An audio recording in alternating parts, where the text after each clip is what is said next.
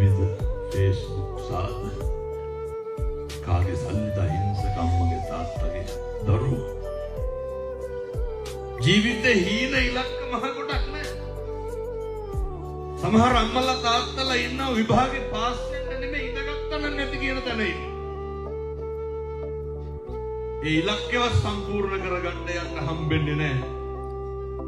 අතරමඟින් මේ අහිංසක ජීවිත දැහැ ගන්නවා පිළිගන්නවා. ඒ නිසා මම ගලේ වලට යෝජනාවක් කරනවා. එක දුමත් ද්‍රව්‍යයක්වත් මේකේ විකුණන්න දෙන්න එපා.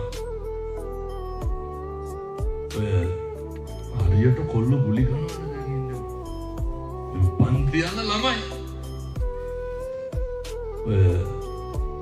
මම බැලුවා ඔයාගේ සෙට්ටේකින් තෙල් ගහනකොට කොල්ල මාව දැකලා එකපාරටම hina වෙනවා. මම ගුලි කාලා